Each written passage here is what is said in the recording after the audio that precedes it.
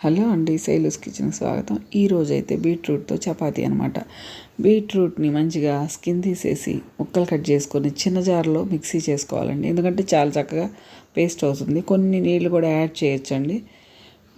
కొన్ని వేసుకుంటే సరిపోతుంది. ఆ బీట్రూట్ పేస్ట్ని తీసుకొని సరిపడినంత గోధుమ పిండి తీసుకొని మనం మిక్స్ చేసుకోవడమే మొత్తం. ఆ పేస్ట్లో అయితే ముక్కలు ఏమన్నా ఒకటి అలా ఉన్నాయి అంటే చూసి తీసేయండి. లేదంటే కూడా మెత్తగా అవుతుంది. దాదాపుగా కొంచెం ఉప్పు తక్కువ వేసుకోవాలండి, ఎందుకంటే బీట్రూట్లో ఉంటుంది కాబట్టి. మంచిగా మిక్స్ చేసుకోవాలి. మిక్సీ జార్లో కొంచెం నీళ్ళు వేసుకొని సరిపోకపోతే వేసుకోవచ్చు. బీట్రూట్లో మనం వాటర్ వేసి చేసాం కాబట్టి పిండి మనం ఒకసారి కలుపుకొని చూసుకుంటా అవసరమైతే కలుపుకోవాలండి. వాటర్ అయితే మనం మంచిగా చపాతీ ముద్ద మామూలుగా ఎలా కలుపుతాం అలాగే, కాకపోతే బీట్రూట్ వేస్తాం. ఇది ఎందుకంటే పిల్లలు కర్రీ తినని వాళ్ళు ఉంటే ఇలా చపాతీలు మంచి కలర్ఫుల్గా ఉండి తింటారండి, బాగుంటాయి. మా పిల్లల కోసం చేస్తుంటాను.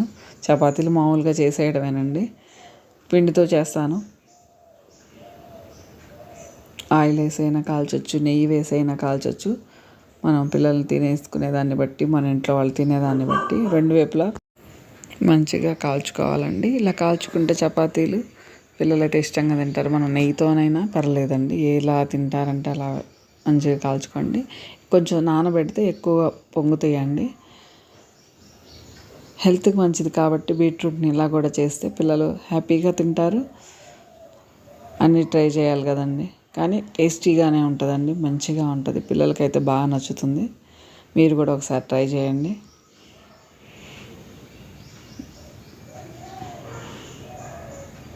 చూసారండి, ఇదైతే నెయ్యితో కాలుస్తున్నాను.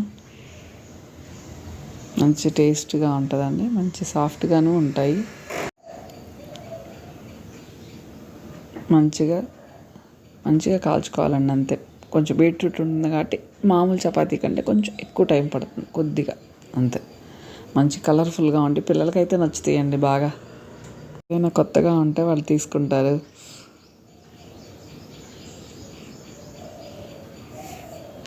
వన్ బై వన్ అలా కాల్చుకోవటమేనండి, అందరికీ నచ్చుతుంది. ఒకసారి అయితే ట్రై చేయండి మీరు కూడా. పిల్లలకి ఏం నచ్చుతుందా అని చూస్తూ ఉంటాం కదా, అందులో భాగంగా ఇది కూడా చేస్తూ ఉంటాను నేనైతే. బాగా పొంగుతాయండి, నానే కొందికి మంచిగా పొంగుతాయి అనమాట. చూసారా, ఇలా చేసి చల్లార్చినాక నేను లంచ్ బాక్సుల్లో పెడతాను, స్నాక్స్కి అయినా పెడతాను. వాళ్ళు ఎలా కావాలంటే అలా ఉంది. చూడండి ఎలా పొంగుతున్నాయో, ఎంతో టేస్టీగానే ఉంటున్నాయి. ఒకసారి తప్పక ట్రై చేయండి, మీకు నచ్చుతుందని ఆశిస్తున్నాను. మా ఛానల్ లైక్ చేయండి, షేర్ చేయండి. బాయ్ అండి.